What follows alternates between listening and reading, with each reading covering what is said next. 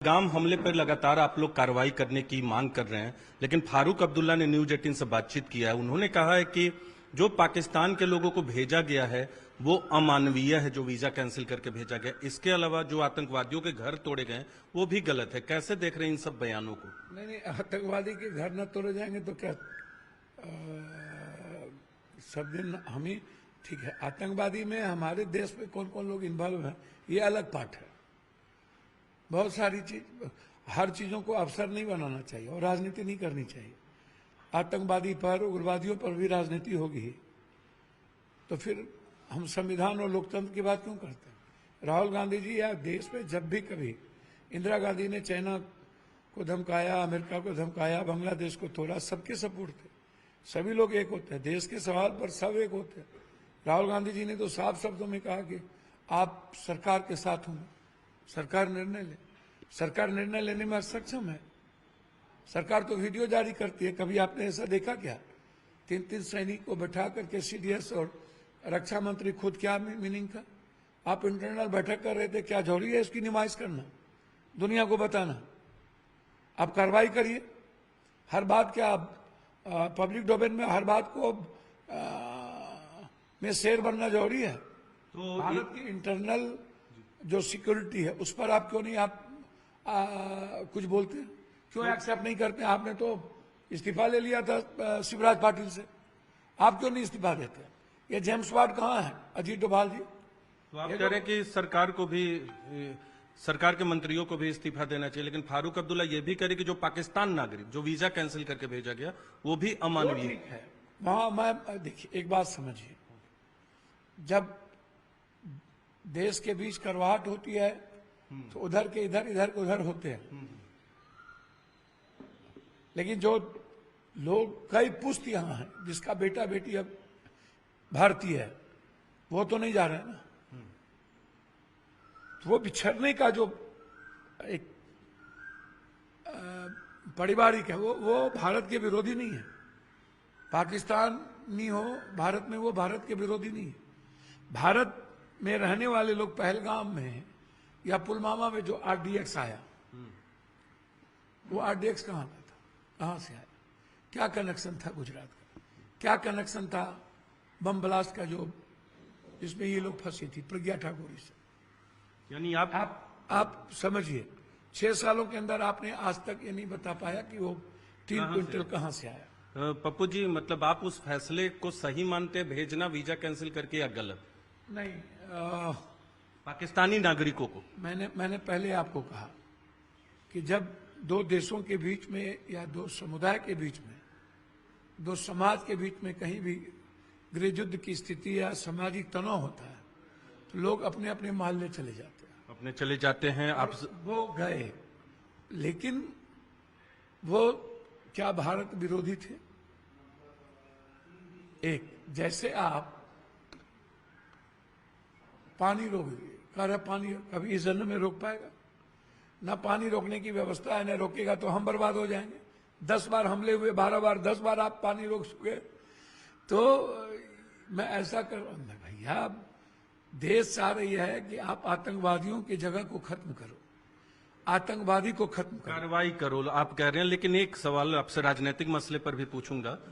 उसी इंटरव्यू में फारूक अब्दुल्ला ने यह भी कहा कि 1890 में जो नरसंहार हुए, जो आतंकी हमले हुए जिसमें लोगों की मौत हुई, उस पर बोला हुआ तो हुआ। क्या इन सब चीजों को नहीं हुआ तो हुआ कह सकते हैं? नहीं, फारूक अब्दुल्ला साहब हमारे सीनियर हैं, लेकिन कोई भी कानून, देश, लोकतंत्र और इंसानियत से ऊपर नहीं हो सकता। मैं हमेशा मानता हूं, आतंकवादी गतिविधि हो या उग्रवादी, वह किसी भी देश, किसी भी समाज के लिए सही नहीं है। चाहे वो पाकिस्तान हो या तालिबान हो, तालिबान पाकिस्तान को मारे, चाहे पाकिस्तान तालिबान को खत्म करे, या पाकिस्तान में ही कोई इंटरनल आतंकवादी पाकिस्तान विरोधी हो, मैं नहीं मानता। आतंकवादी कोई हो, कहीं का हो, उसको मिटना चाहिए। अपराधी कहीं का भी हो, उग्रवादी कोई भी हो। हाँ, अब आप हमारे कंट्री में ये मान लीजिए कि उग्रवादी ST/SC ही होता है, ये मैं नहीं मानता। उग्रवादी उग्रवादी होता है, ST/SC नहीं हो सकता। जैसे आप छत्तीसगढ़ उड़ीसा में आप चिन्हित कर आदिवासियों को उग्रवादी बना दिए, तो मैं नहीं मानता। वो अपनी चीज है। फिर मैं एक बात आपको आज कह रहा हूं, भैया कितने हमले हुए 90 के बाद, 14 के बाद, आपने क्या क्या कार्रवाई की? आपने फांसी क्यों नहीं दिया? आप हमको बताओ। आप जो लोग इन्वॉल्व थे RDX में या लाने में, वो कौन लोग हैं?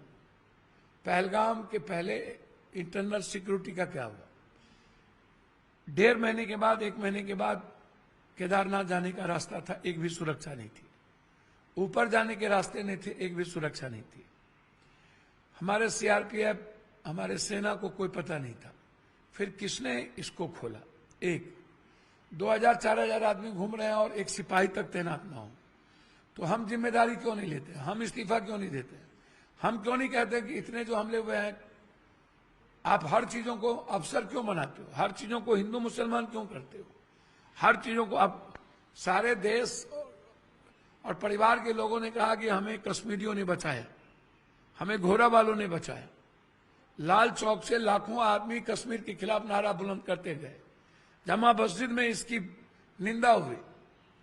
क्या गोदी मीडिया को यह दिख नहीं रहा? क्या अन्य लोगों को दिख नहीं रहा?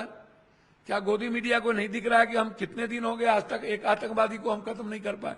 यानी सरकार पे जिम्मेदारी ज्यादा बनती है। आपसे राजनीतिक सवाल अब पहलगाम पे हो गया। प्रधानमंत्री मोदी केरल में थे। केरल में आप भी इंडिया अलायंस का हिस्सा हैं, इसलिए पूछ रहा हूं। शशि थरूर उसी मंच पे थे और शशि थरूर के हाल के बयानों को आपने देखा होगा। केरल में बाकी नेताओं से उनकी नाराजगी भी चल रही है। प्रधानमंत्री मोदी ने कहा कि उनके मंच पे होने से कई लोगों की नींद डिस्टर्ब हो जाएगी। इशारा कांग्रेस और इंडिया अलायंस के नेताओं की तरफ। मोदी जी देश के लिए कम बोलते हैं, राजनीति की भाषा ज्यादा बोलते हैं, काम कम करते हैं और उसका प्रचार ज्यादा करते हैं।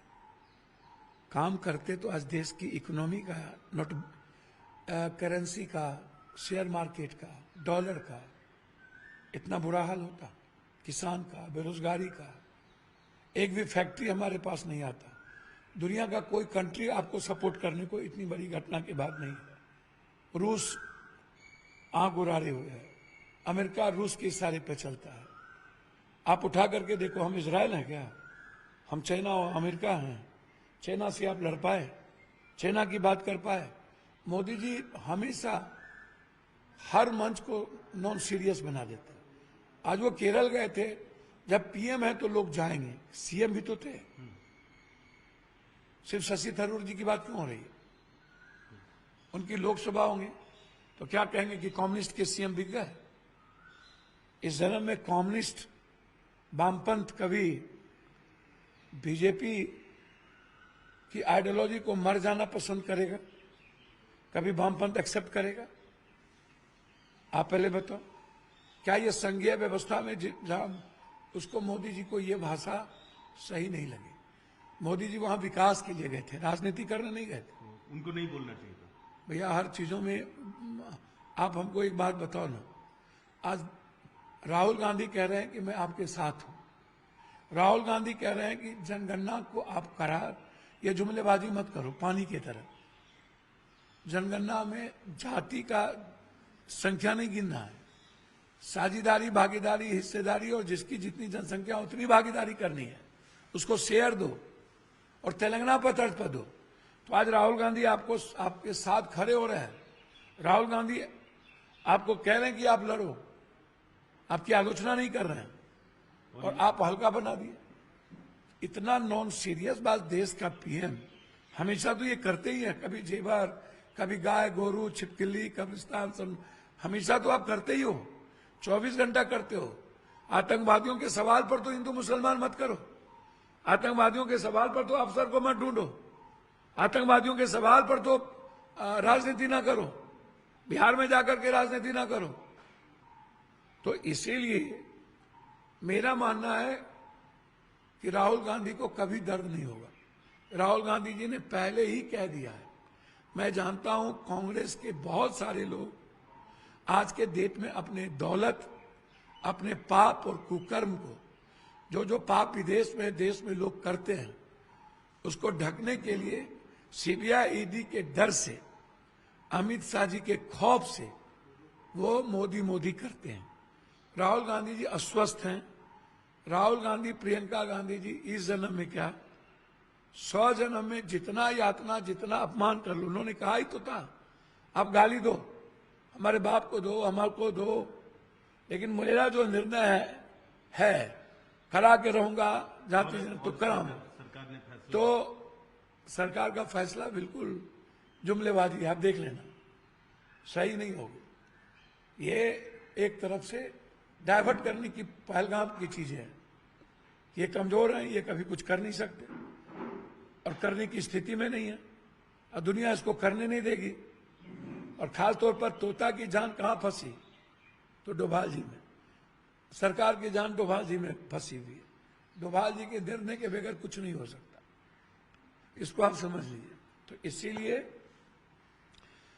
ये राहुल गांधी जी को मिर्ची नहीं लगना। पीएम बन गए थे मनमोहन सिंह के दूसरे काल में, जब चाहे राहुल गांधी जी पीएम हो गए थे, तो उनको कोई मिर्ची नहीं लगनी है।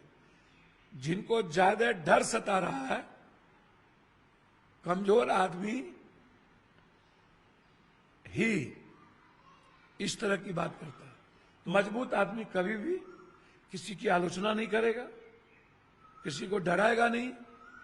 जिसको डर होता है खिसियानी बिल्ली खंभा नोचे, वही इस तरह की भाषा का प्रयोग करते हैं, और यह प्राइम मिनिस्टर के मर्यादाओं का से विपरीत है।